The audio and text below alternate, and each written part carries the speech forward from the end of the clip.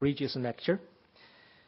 The Bob Kim Griffin Building U.S.-China Bridges Lecture Fund was created in 2004 by Bob and Kim Griffin with a donation of $500,000 to the University of Minnesota China Center.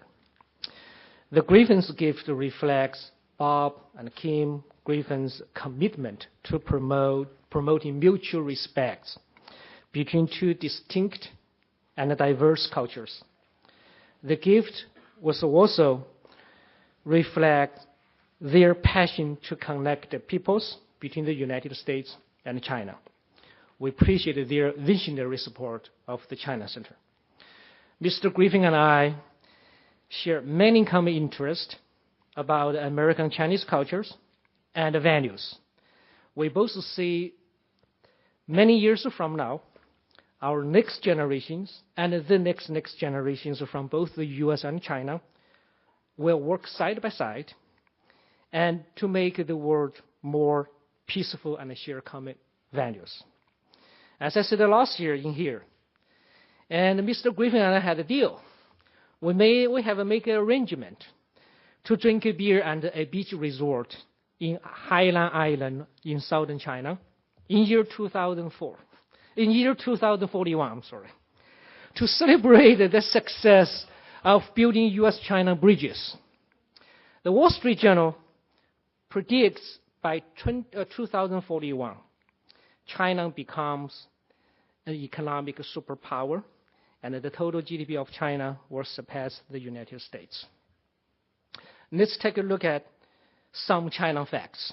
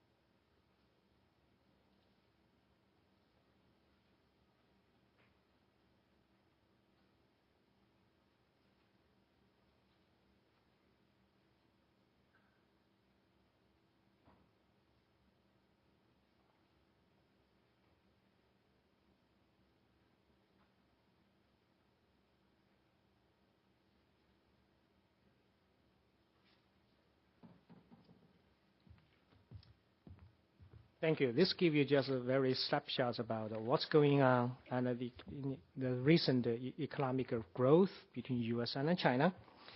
As you can see from the CIA website, although China's 1.85 trillion GDP this year, but the purchasing power of China is probably ranked second by a single country. It's about even close to $7 trillion US. The Griffin International Companies is a marketing firm that helps create private label electronics and video game accessories for major retailers. It had a revenue growth rate of 370%, ranked the third fastest growing private company in Minnesota in 2005. Now, I would like to invite Mr. Bob Griffin, President and CEO of Griffin International Companies, to the podium.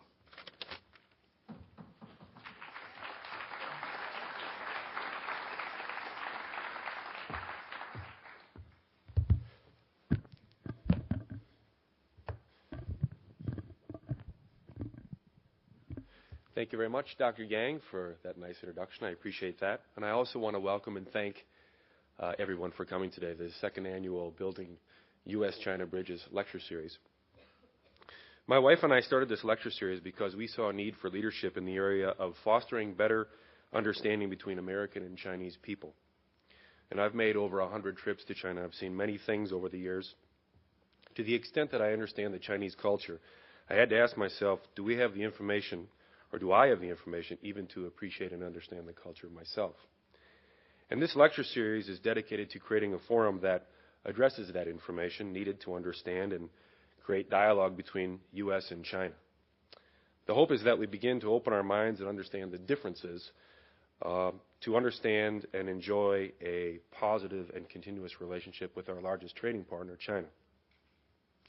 I told Dr. Yang last year, after our speakers, who were Counselor Tian, who was the lead negotiator at the WTO summit that granted China's accession into the WTO, Michael Jamal, who was president of Haier America, whose parent company, Haier, in Qingdao, China, I visited a few times. By the way, that's also where they make Qingdao beer, and I can vouch for that myself personally. And Dr. Charles Lee, who was a U of M alum, and also the author of a great book called Cowboys and Dragons. That's a wonderful book on American-Chinese business relationship. I told Dr. Yang that would be a tough panel to beat, and that I asked him for next year's speaker to search out someone that could speak to a highly charged topic, something that affects businesses and people who interface with China, a topic that would educate and inform people that's in the news every day. See, to me, building bridges with China is about knowledge and understanding, and today's lecture will go a long way towards both goals, and by discussing an incredibly important topic that I believe, which is Chinese currency. Chinese currency is a major source of debate, speculation, and controversy in today's world. Here in the good old USA, as you might expect, it affects many businesses, but you may not realize how it affects you personally. From natural resources like oil and wood, the Chinese compete effectively to acquire these resources based on the currency's valuation. To manufactured products like clothes and Christmas gifts, the Chinese currency keeps prices low to U.S. consumers. The Chinese currency debate is central and direct in our lives, and we need to understand and learn more about it as it impacts our lives, as well as how it impacts and affects Chinese lives. Today's speaker will help to build a bridge of knowledge and understanding about currency in China. Also, today's lecture is a wonderful second brick in the building of our U.S.-China bridge of understanding. I want to thank Dr. Yang for another year of leadership at the China Center here at the University of Minnesota. His 5 trips this year yielded many great accomplishments. I'll list a few. There's many, many new corporate sponsors led by Best Buy. A record-setting delegation to China was successfully completed when Dr. Yang accompanied Governor Palente and over 200 business and education leaders from Minnesota. Also, there were several education delegations, including escorting the University of Minnesota President Bob Brunick. And I'm sure President Brunick could see firsthand on his trip led by Dr. Yang the importance the university must place in support of the China Center. I could go on, but I don't want to embarrass my friend. But thank you very much, Dr. Yang, for doing such a wonderful job this year and at the China Center.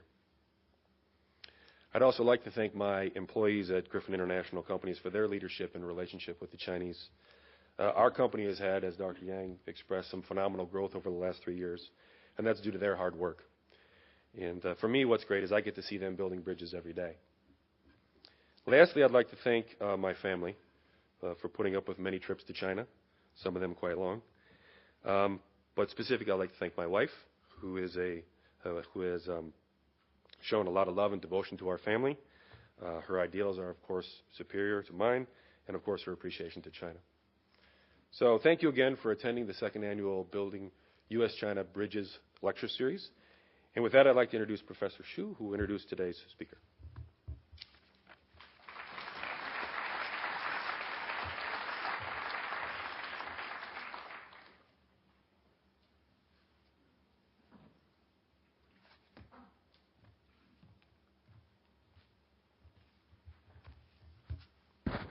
Thank you. It's a special privilege to introduce our speaker today, somebody I have known almost since I came to this community.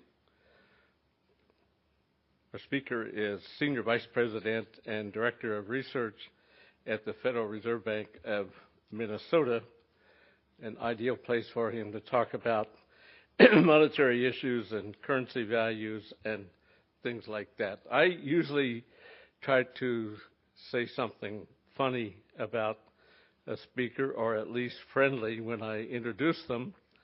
And at lunch today, we were at a group, another workshop, and I was asking all these people if they could tell me something funny to tell about art. And I don't know art, but they couldn't come up with anything. So whatever that means, and I didn't want to be too creative, but I should tell the audience that when I came in and sat down next to Art, he was talking to Leo Hurwitz, who sits right in back of him, and out of that conversation, I learned that both Art and his wife and Leo and his wife are competitive ballroom dancers. Now, and they were telling war stories about who had won the last time they got together. So that isn't exactly friendly, but I think that's really significant that somebody who works in abstract details all the time in his professional career is rigorously engaged in ballroom dancing. So nice to be able to tell that, Art. Art is a native of Michigan, and he got his first 2 degrees at Wayne State University in Detroit. He decided that climate was too cold for him, so he came to the University of Minnesota and got his PhD in the degree in the Department of Economics here. He has been quite active in academic circles. He's been a visiting professor at Boston College, at the University of Chicago, here at the University of Minnesota, and he's actually been a visiting professor in China on at least one occasion. He's also been very active in the community by participating on boards of trustees and advisory committees and things like that. And one of the things that I think he should especially get very high marks for is that he's done a lot to promote the relations between the University of Minnesota and the Federal Reserve Bank. That doesn't always happen, but Art has played a very big role in getting the faculty from the university involved in what goes on at the Federal Reserve Bank. He has arranged internships for students there. He's arranged research assistantships.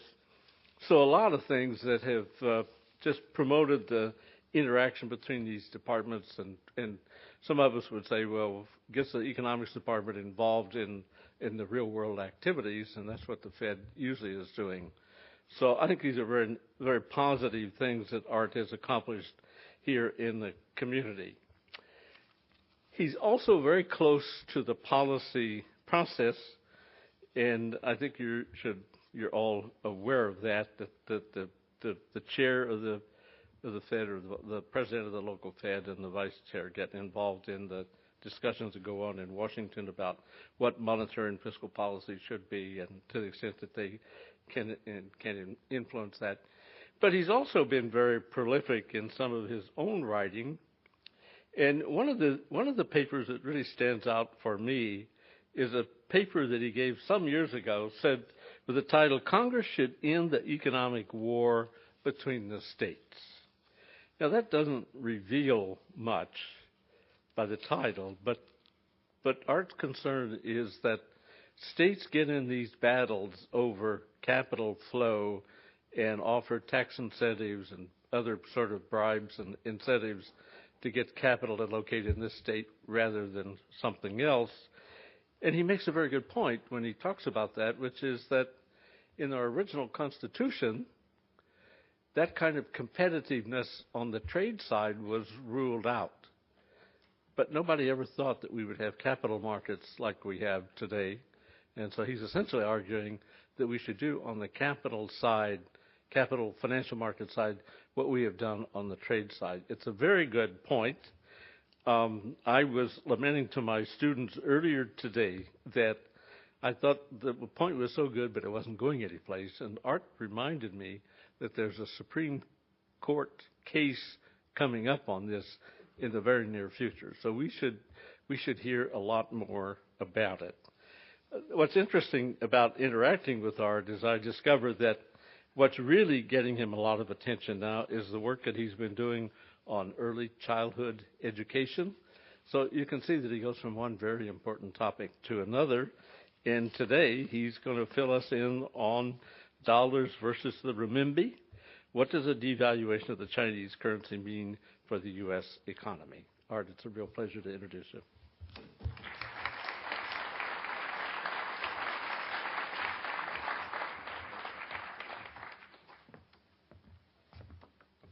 And thank you for that very generous introduction. I should point out, it may not come as a surprise, I didn't come here for the weather. There were some giants in the field, Walter Heller, Leo Hurwicz, John Chipman, giants in the field of economics, and this was the place to be.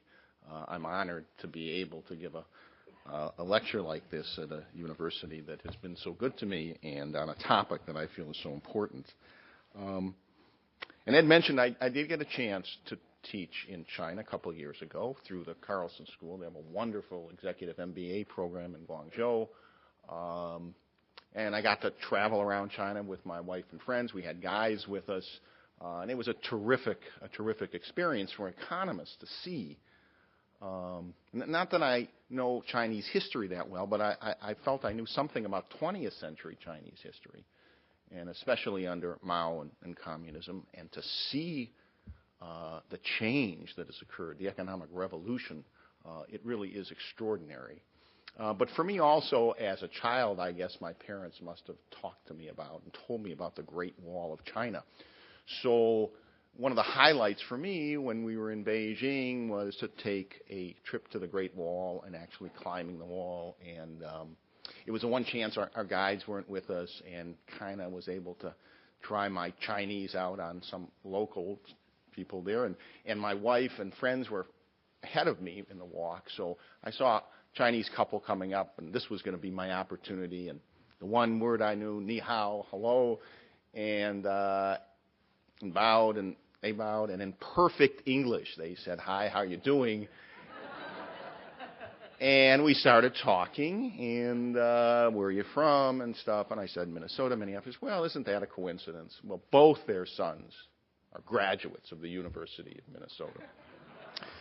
And you should know that. I believe we graduate more Chinese students from Minnesota than any other school in the country. So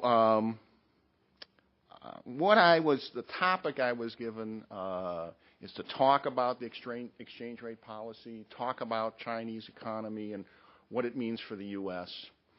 And what I want to leave you with, and I'm going to start this way, is China's recent economic success and its policy, its exchange rate policy, are raising some concerns with U.S. policymakers, with the media, They're almost painting the Chinese as the economic enemy to worry about, as they did back in the 80s with Japan.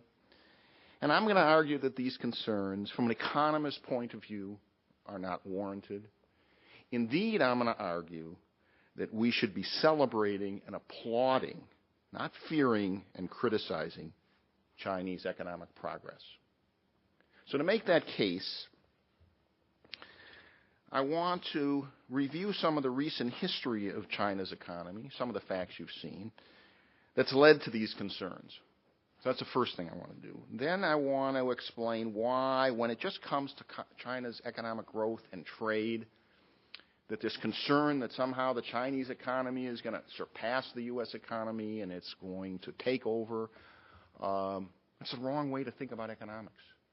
And I'll go into some fundamental economic principles that economists, virtually all economists, agree on. It just revolves around the importance of trade and economic growth.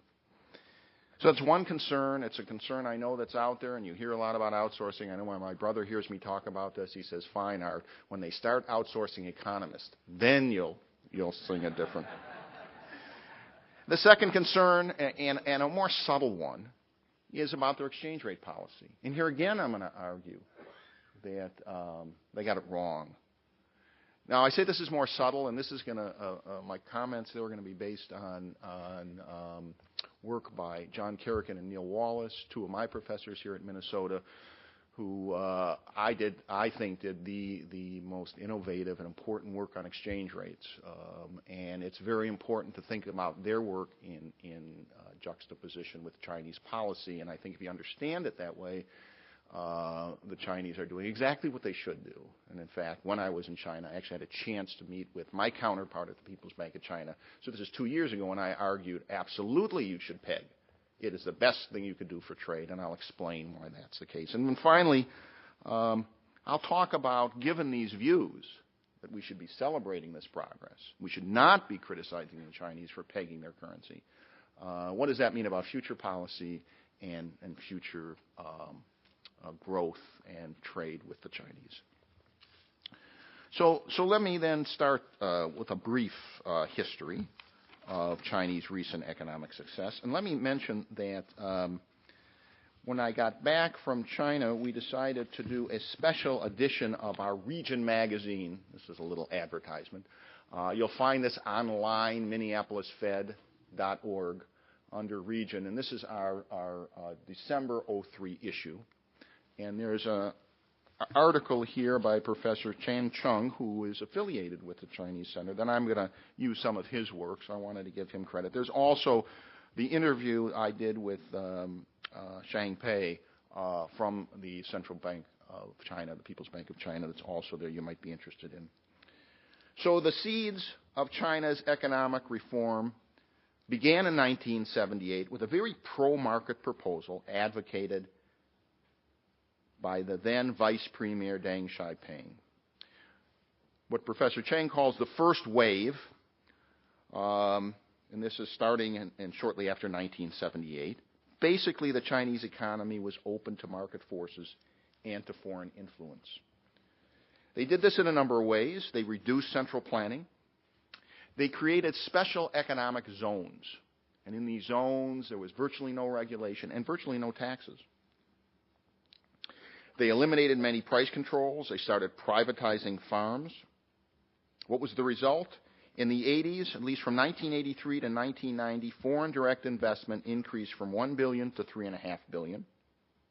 Rural per capita income doubled, and industrial and agricultural output increased by something like 10% per year, significantly more than over previous decades.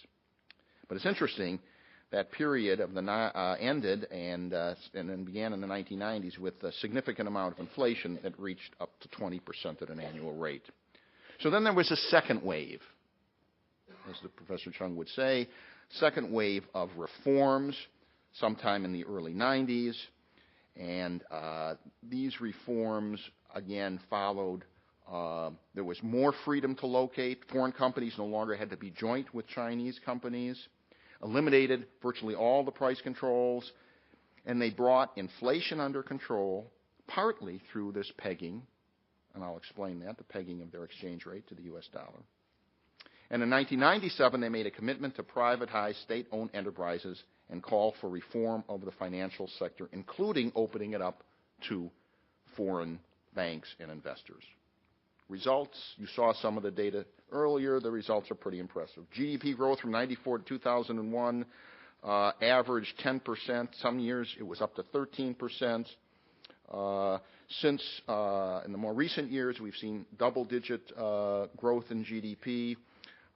Inflation controlled. In fact, they had a slight deflation for a while, so they brought inflation under control.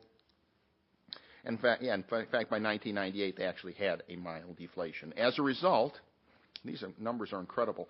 Per capita income by 2002, adjusted for purchasing power parity, that is adjusted not just for the exchange rate, but cost of living, was roughly $5,000 per capita in China versus $35,000 in the U.S. But you have to remember they went from very low numbers, like way under 1,000, to 5,000 in per capita income. In fact, and I know you saw some of these numbers here, the numbers that I had over the last decade, they lifted over 200 million Chinese out of abject poverty.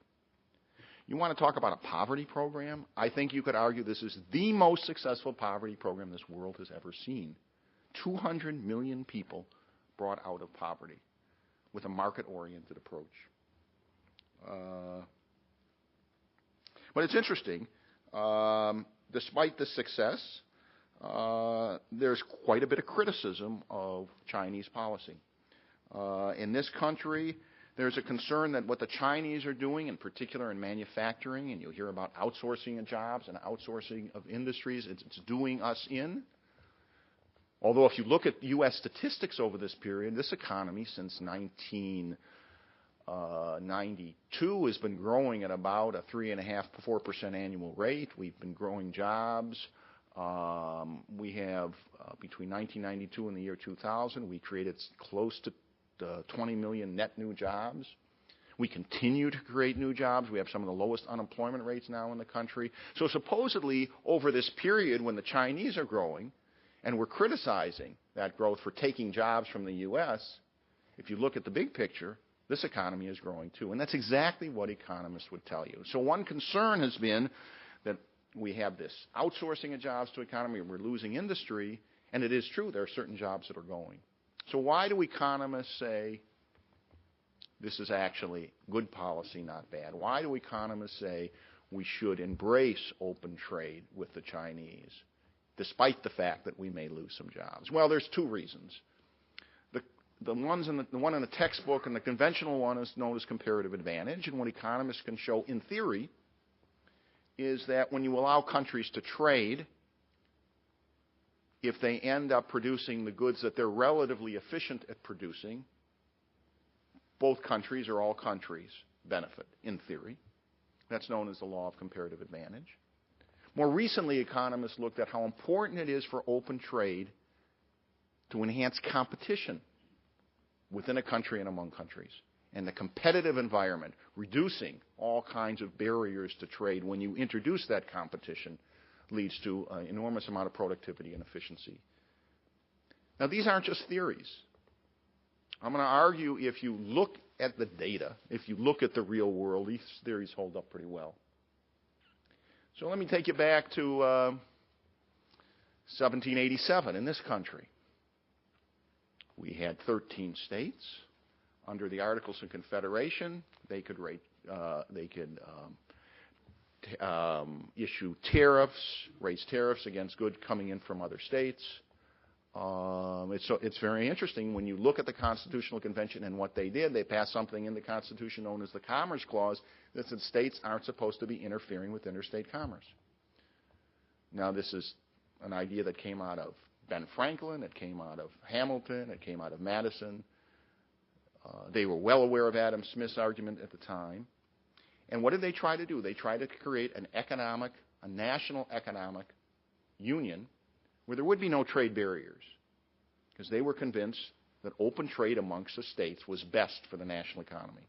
And indeed, it was, as the U.S. economy has shown internally. I love this quote from Ben Franklin. So this is in 1774. And what does Franklin say on trade when people ask him about the disadvantages or the concerns about having to trade with England? He says, and I quote, "No nation was ever ruined by trade, even seemingly the most disadvantageous." He's writing in 1774, Principles of Trade. So you can go back in this country and you can see the arguments for why we should have free trade. And in fact, we showed in this country that indeed not having barriers between the states leads to stronger growth. But there's better data than that, more recent data than that. There have been a number of studies done at the IMF and the World Bank that have looked at countries with high trade barriers and countries with low trade barriers, looking over post-World War data. And the correlation is clear, very consistent with the theory. Those countries that are more open to trade are the countries that have higher economic growth. We have recent experiences with the recent experience with India. China, I think, of course, is another example of that. But as countries open themselves up to trade, they've experienced the growth. The economic miracles post-World War II are pretty consistent. A key ingredient is openness to trade, including foreign direct investment. So I'm going to argue that from an economist's point of view, we shouldn't be concerned about the Chinese economy growing and becoming a successful economic power. In fact, if the economists are right, that should only benefit the U.S. It's more trade. I mean, think about it as an individual company. You now have 1.3 billion people, and they're starting to become middle class, and they're starting to demand our goods, that the amount of trade and business in those markets, it shouldn't surprise you that many companies are doing very well taking advantage of those new markets. And those are new markets that are opening up in China, and those are new markets that are now opening up in India. It's very easy for me to be pretty optimistic looking over the next 5, 10, 15 years. With those kind of markets opening up and that kind of trade, we should see an awful lot of economic growth. And indeed we did in the 90s. While the Chinese economy was doing so well, we were growing at a very, very healthy rate. So I think the evidence here is this isn't a zero-sum game. What the Chinese get, we lose. Rather, it's mutually beneficial. It's what economists have argued for hundreds of years, that trade amongst individuals, trade amongst cities, states, counties, countries should be free-flowing. That is the road to economic success. So that's the free trade argument that most economists will make, and that's the argument for why we shouldn't fear China. We should be embracing that kind of economic growth. Well, that's one concern. But then the more subtle concern, and one that bothers me more, is the criticism that China has taken for pegging its exchange rate to the dollar. It started doing that in the mid-90s. And as I mentioned before, by doing that, by pegging to the dollar, it essentially sets their inflation rate to ours, or something that's going to be close to ours, depending on productivity differences. And indeed, they brought their inflation rate down, which is a key ingredient to the success and the future success of their economy, as well as to this economy, a low inflation environment. So it bothers me when I hear some officials in the administration, in the Treasury, criticize China because they argue their currency is now undervalued. Being undervalued, it means we're going to buy more goods from them than they buy from us. It means a large trade deficit, which we have. We have a trade deficit of something like $560-some billion, and about a quarter of that is due to this bilateral trade deficit with the Chinese. And so you have a number of people at the Treasury, some directly in the administration, trying to pressure the Chinese to actually revalue their currency. And in fact, the Chinese, giving into some of that pressure, did just that earlier this year. They allowed, see, I have this number right, they allowed the yuan to appreciate by 2%. So instead of 12.1 cents against the yuan, it went up to 12.3 cents against the yuan. Didn't make much of a difference. It shouldn't surprise you, but it seemed to stop the political pressure. The Senate, shortly after that, passed a resolution threatening the Chinese that if they don't allow their currency to float and appreciate by 27%, which somebody in Washington thought was the correct market price, that is, instead of 12.3 cents against the yuan, it should be 15.4, that the U.S. would raise our tariffs by 27%. That's the threat that's still on the books today. So I want to argue there's something wrong with the way the Treasury and some administrative officials are thinking about the value of the yuan and our whole currency system. And to make that case, I want you to think about what our currency is today. If you were to look at a Federal Reserve note, and I would ask you what you would see on that note, what does it say? You would see it says Federal Reserve, issued by the Federal Reserve. It would give you a denomination. It would tell you its legal tender. It would give you a denomination, say a $5 bill. What doesn't that note say today that it used to say in the 1920s? Backed by gold. Thank you. So prior to 1933, actually, if you had a Federal Reserve note, you could bring it to a Federal Reserve Bank, and we would give you so many ounces of gold per dollar, or so many dollars per ounces of gold. It was backed by gold. When do we go off the gold standard? Domestically, FDR takes us off in spring of 1933 during the Great Depression. In the early 1970s, with the advice of Milton Friedman, President Nixon takes us off the gold standard internationally. If you recall, we printed a lot of dollars in the 60s to help finance the Vietnam War. The rest of the world was holding these dollars. They wanted their gold. We decided to renege on that commitment. And now the world is no longer under a gold standard, either domestically or internationally here in the U.S. So what is this money? Economists call it fiat money. If you brought a $20 bill into the Federal Reserve Bank today, maybe we'll give you 2 10s, maybe we'll give you 4 5s, but you won't get gold from us. It's interesting. If you go back to the literature in economics around 1905 or so, in Journal of Political Economy, there was a debate whether fiat money, it's what economists call fiat money, whether it would be valued or not.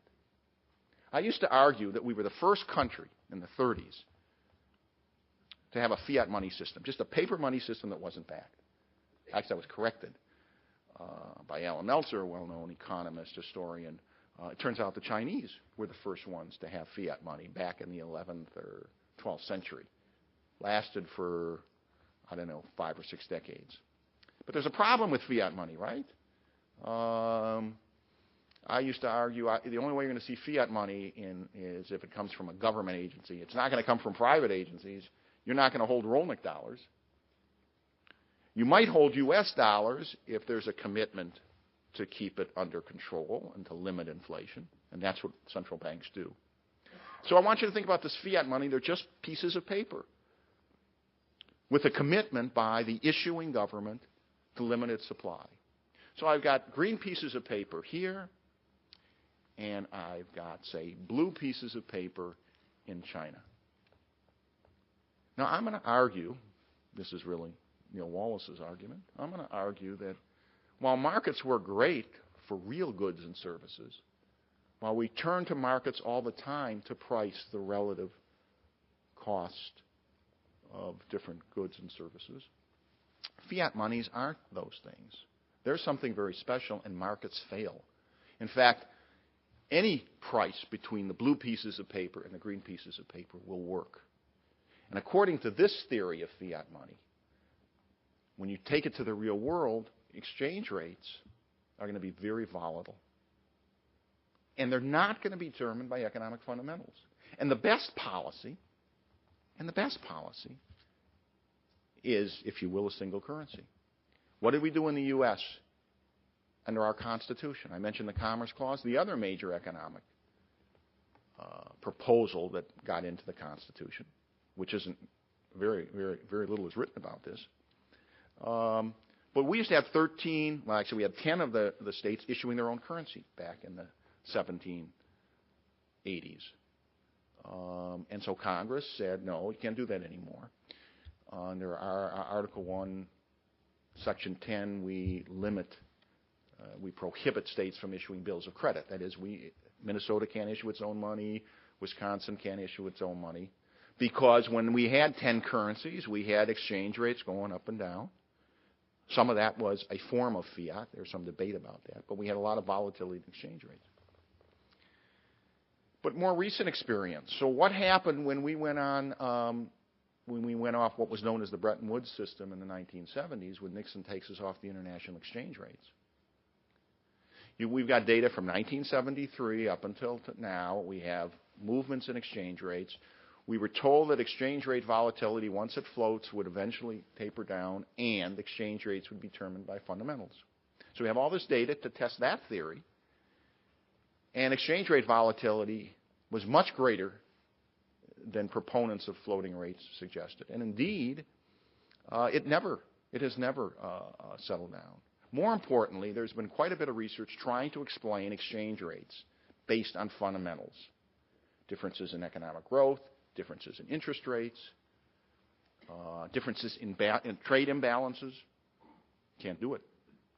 Some work by two economists, Ken Rogoff and Richard Macy, a number of years ago, and updated more recently, showed that the best predictor of exchange rates, far better than any fundamental model, is a random walk.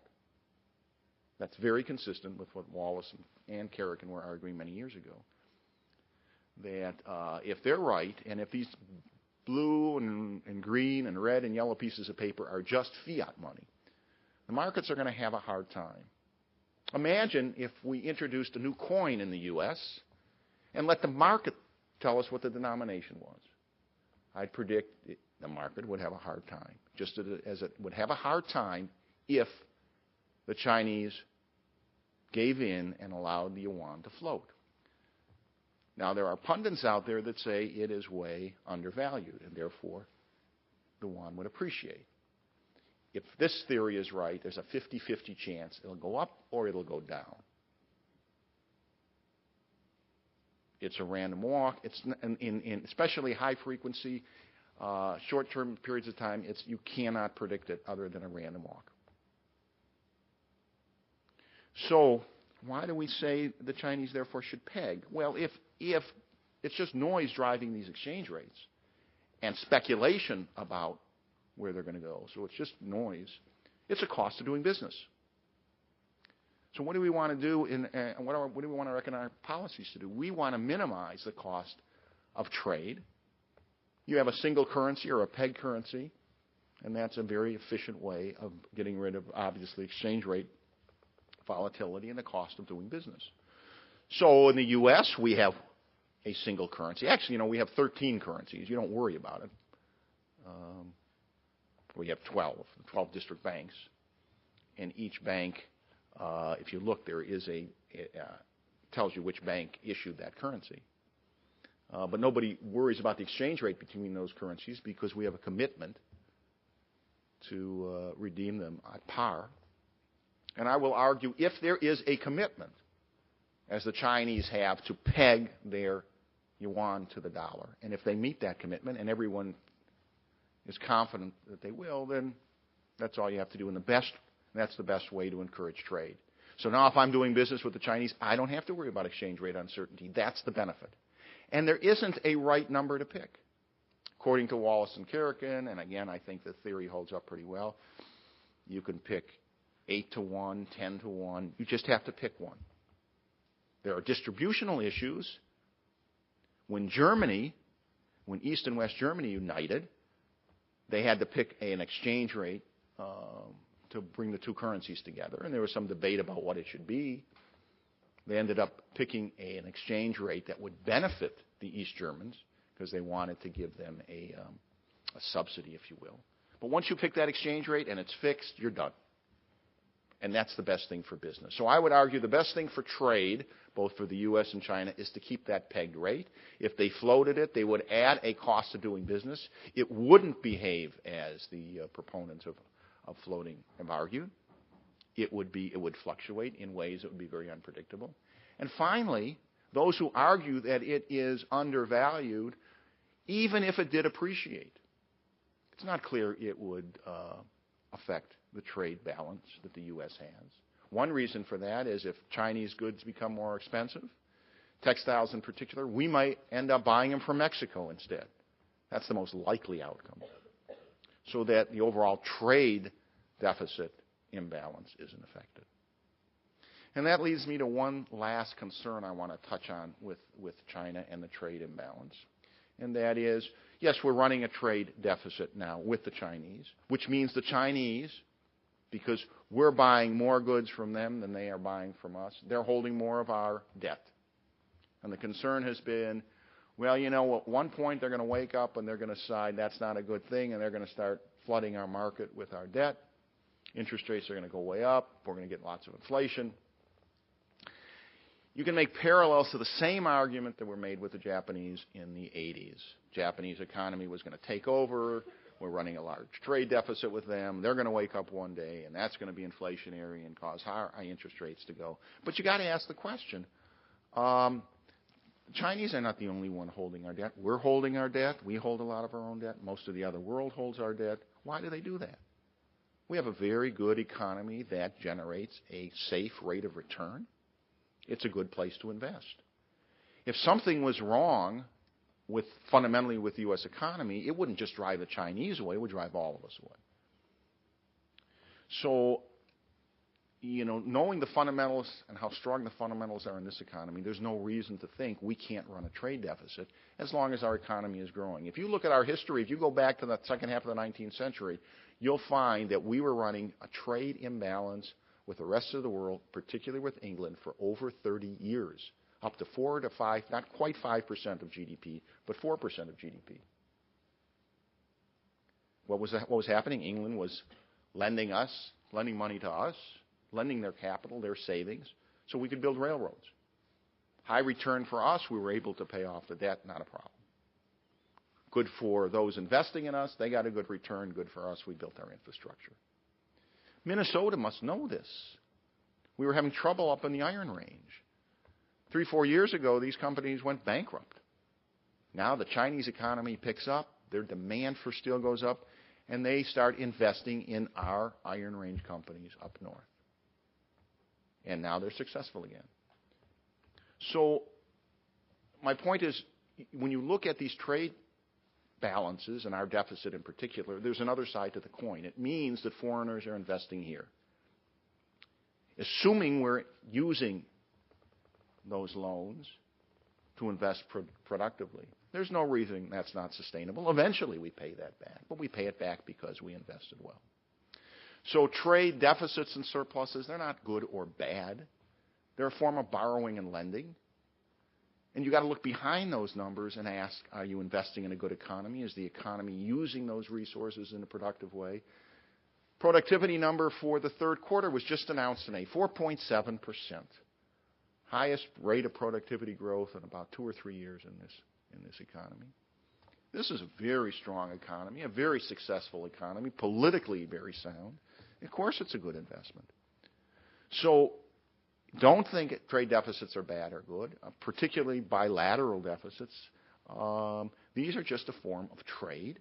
And as I argued early on, most economists would argue that trade is important to economic growth. Those countries that have closed their borders down to trade are those countries that have fallen behind. Those countries that have opened themselves to trade deficits that surplus foreign direct investments, those are the countries that have done well. China is in that position now for a lot of reasons.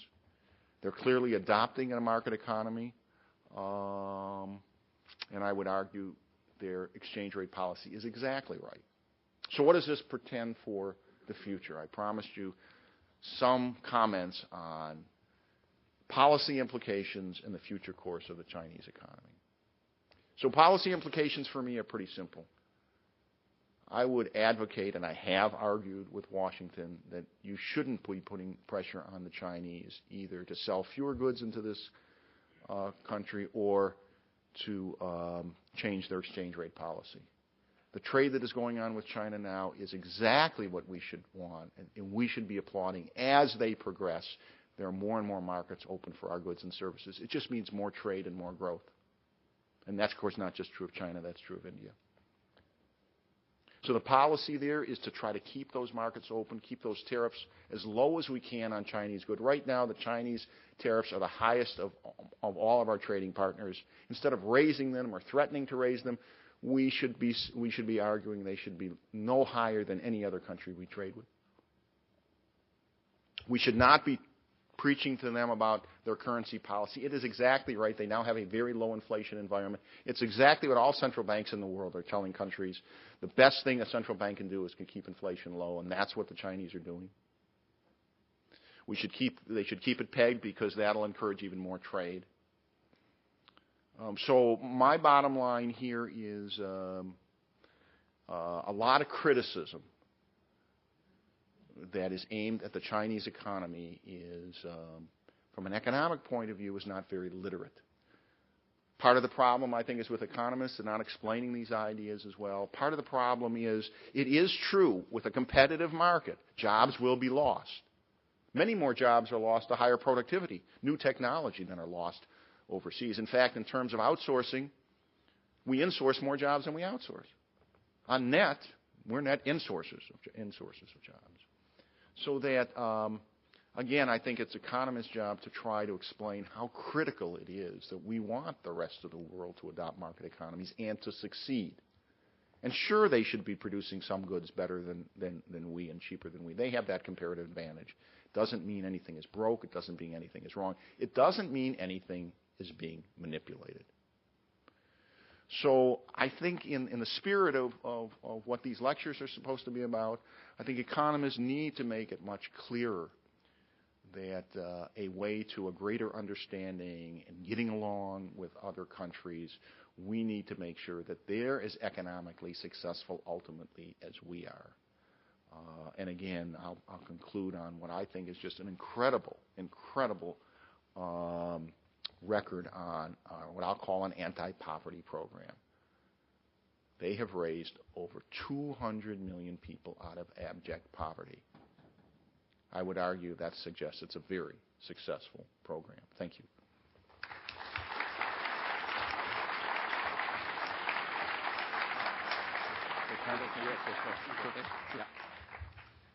Art has agreed to take questions, and I'm just going to let him field them.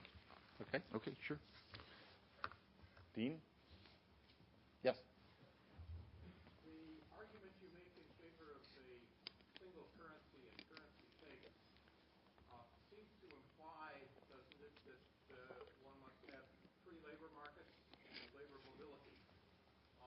Aren't there social limits to how much an individual society can sustain and how rapidly it can accommodate those kinds of things, such as are beginning to emerge in the experience that we're seeing in Europe? Okay, good question. And I get this question often on a single currency. I would argue that in the U.S., when we essentially adopted a single currency in 1789, there was labor frictions back then. There were a whole lot of frictions amongst states in terms of capital mobility and labor mobility. And I would argue that exchange rate variability does not overcome those frictions. If they did, then when we went out and looked at the data since 1973, since we adopted a floating rate system, you should be able to see a correlation. You should be able to see some causality between fundamentals in economy and exchange rate movements. That's the implication of the comment that labor frictions can be overcome with allowing exchange rate movements. It doesn't work that way. My argument I'm making is if you look at our actual experience with floating exchange rates, they move around independently of economic fundamentals, including the frictions you allude to. So I don't think they overcome those frictions. I think there are theories that suggest they might and have implications for these correlations. They don't hold up. What holds up is these exchange rates have a life of their own, and they don't overcome those frictions. So I'm arguing by adopting that policy, there's a huge cost. I don't see the benefits. But I think the point is debatable, and there are some that make your argument, not just with labor mobility, but with capital mobility. And, I can tell stories about frictions within the U.S. I can't believe you'd argue for, 50 currencies. And the Europeans are clearly benefiting from a single currency, even though there are labor frictions. Yep. I wasn't arguing against the single currency, but rather that having a single currency requires, to make it really work, requires much greater labor mobility that is sometimes opposed by other social structures. Yeah, I guess I'm not sure on that. I would say that what it does require is a commitment, and the Europeans. It's interesting. I wrote a piece like this for the Wall Street Journal, and with my co-author Warren Weber, and this was in '79. And Milton Friedman wrote a response, and he actually didn't disagree. He didn't disagree with the economics. He did admit that a single currency would be best, but you couldn't get the commitment. And he said, and we had proposed a single currency for the Europeans, and Milton wrote, we'll never see that in our lifetime. So I think it's a political issue to get a single currency, just like it was in this country. You got to get the 13 states agreeing that they can't issue their own money. But I think once you get there, just like I would argue if we could get there with Canada and Mexico, we'd be much better off with North American currency. But then maybe you'd have to put a Canadian on the Federal Reserve Board, and you could imagine. And, of course, the Canadians, that'd be a whole different issue. But economically, I would argue the best thing we could do with the Canadians is to have a peg currency. Yes? Say the same thing about the euro? Absolutely. Absolutely. I mean, I advocated years ago that the Europeans should go to a single currency. The difficulty is now you got to figure out who decides how much money to inject in the economy. What does their Federal Reserve System look like? But if once we agree that we want low inflation, and most central banks are there now, then I think it's relatively easy to say, okay, we're not going to inflate. We're not going to use inflation as a tax. We're going to keep inflation as low as we can. It was the German model. The other Europeans agreed to that. Then essentially pegging, which is a single currency, makes a lot of sense. And I would argue the evidence is pretty convincing. A low inflation environment with a single currency is the best financial environment you have for financial and economic security. And I would argue the U.S. is a good example of that post-1779 and after, although that may be a bit of a stretch. Yes? I very much appreciate your perceptions on China. From where we are today to what some world federalists would describe as a possible global currency, somewhere in between here and there, what would you say are the main criteria for determining what is an optimal currency area? Well, I had no problem with the Bretton Woods system, which was essentially a single currency. Bretton Woods was adopted in 1944-45 by most of the developed countries after World War II. They all pegged to the dollar, and then we promised the dollar to redeem the dollar in gold. We broke that promise, so we broke that commitment, which I view as a big mistake. I think the optimal currency, I think trading partners should adopt a single currency. I think it's a political issue to get there. So I don't think there is an optimal currency area. The famous Nobel laureate Robert Mundell, who coined that term, I think he's written that he regretted that. Because I think from an economic point of view, the argument is what's best for trade is a single currency. That's it. Once you allow multiple currencies, you allow countries to inflate at different rates, and you might argue in some conditions that gives you something, but generally speaking today, most central banks, most monetary economists like me would argue, aim for low inflation. Keep it there. That's the best thing you can do for business. That gives you a certainty, and the tax you can get out of inflation today is very small, and it's very disruptive. We know if you have high inflation environments, it's very disruptive. So aim for low inflation. Peg your currency, what the Chinese did, and they got rid of their inflation. And their economy is booming. So optimal currency area, I don't think that's the right way to think about it. I think if you think deep and hard about what is fiat money, You don't want markets to set that price. That's the bottom line, I think, of that literature. That fiat money is special. It is not like apples and oranges or computers. It is a piece of paper that happens to work in a mysterious way, some might argue, but it works if you keep inflation low. That is, you don't overissue it. That's the lesson. And that's the lesson, you know, Mr. Volcker, Mr. Greenspan, and Mr. Bernanke are going to follow very closely. They're going to keep a low inflation environment in this case. And I think ultimately most of the world will end up converging on what I think is a different version of Bretton Woods, but that makes the most sense economically. Yes. You stated that trade surpluses and deficit in themselves aren't necessarily bad. It's primarily loaning and borrowing as long as it's invested wisely. What would you consider would be the wisest investments the U.S. should be making, and how would you do it? Oh, that's a setup. Yeah, that was a setup. There you go. So now I got to give James Heckman, who's Nobel laureate of Chicago, credit for all this. I'm just the marketing guy on this issue, but we've learned so much about the importance of education, birth to 5, and brain development, birth to 5. It's critical those years. One of my mentors on this issue is a man by the name of Dr. by the name of Jack Shunkoff, who is author of a book called Neurons to Neighborhoods. And the physical brain is affected by its environment. What he says is the debate between nature and nurture is over.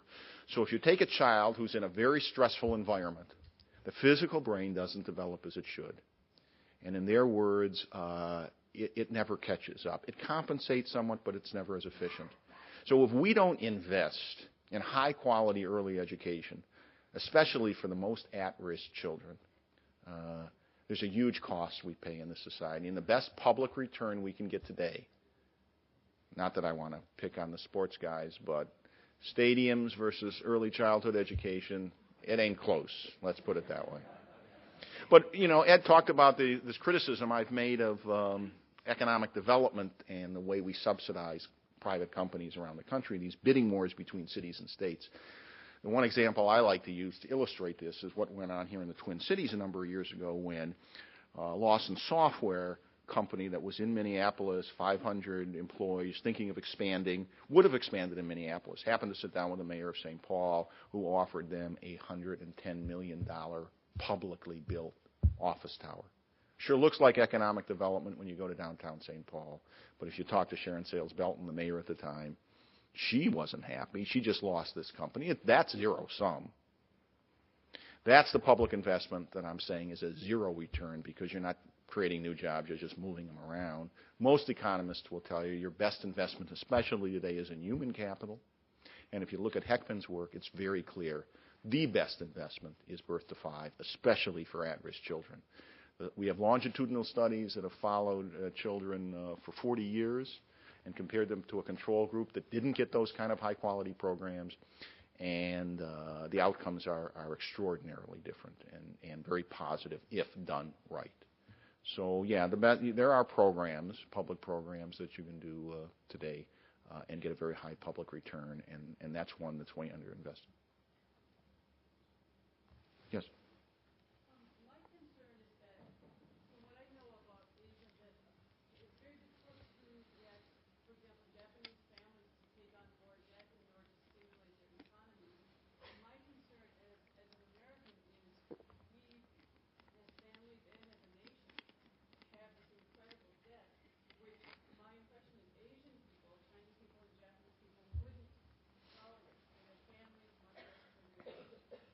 And I am just very uncomfortable and very nervous about us bearing this kind of debt to sustain this kind of benevolent global economy, because I'm not sure that other countries would do the same thing for us. All right, so you're raising another concern that I didn't really touch on. Our low savings rate, our reported low savings rate, again, accumulating all this debt that we're going to owe to foreign countries. So let me comment on that because I think it's a red herring. We have a $13 trillion economy today. That is, every year we produce $13 trillion worth of goods and services. I think the trade deficit, what did I say, 560-some billion, relative to GDP is still relatively small. And let me say something about the reported savings rate is very misleading. It looks like we haven't saved for years. Yet, if you look at the net wealth of U.S. citizens in this country, one statistic that I quote often is from 1993. The net wealth of U.S. citizens was, in 1993, $9 trillion. In the year 2000, it was closing in on $30 trillion. It is now over $40 trillion, the net wealth. So the way we report the personal savings rate, we don't count capital gains in the stock market. We don't count capital gains on housing. There's other major items where we save that don't get into that statistic. And so when you look, I think a much better number is to look at this net wealth, obviously. And we're a very wealthy economy. We have more people owning homes today than ever, more cars, more TVs, you name it. We are a very, so we can afford to borrow some. I don't think it's out of line at all, given the statistics, as I said, on the growth in the U.S. economy. And as a result, we're able to borrow at very low rates. If we were such a high risk, you'd see much higher rates that we'd have to pay, and that hasn't happened. So the market clearly views us. For individuals, again, I would say over the last 20 years, the economic growth has been spectacular in terms of wealth creation and income. And we are at, I don't know, what did I say, 35,000 was per capita. If you look at family income, it's over 50,000. We are by far the wealthiest large country in the world, developed country in the world. So I think individuals may have trouble in their own personal finances, but in the aggregate, I don't see our debt as being out of line. Now, if you pushed me with the federal government, and if you look at our entitlement programs, and you look at where they're going over the next 20 years, then you've got a serious problem. But that's a different issue. Thank you. Any other questions? Yeah. Can I take your answer to the convertibility Sure. issue again? My impression is that even though official rate is 2, direction of change is not downward, it's upward. That is more than 2. It is slow, but you can observe it in the marketplace, what's going on there. And secondly, there also seems to be a convertibility issue, which selectively is also moving. So I was wondering that your optimism, perhaps with some evidence, would suggest the direction of change might be in the same way as many people are demanding here, but it will be a little longer time than they are asking for it now. You know, again, I don't try to predict exchange rates, given what I think is the best evidence that they're very difficult to predict. It would be an interesting experiment if they decide to float. If the Chinese decided to float, and again, I wouldn't bet on appreciation at all. I would say I remember, having this discussion with the euro versus the dollar, and I think people thought the dollar was going to continue to decline because of our large trade deficits, and it looked like the economy was slowing. And of course, the dollar has been appreciating over the last 6-7 months, especially relative to the euro.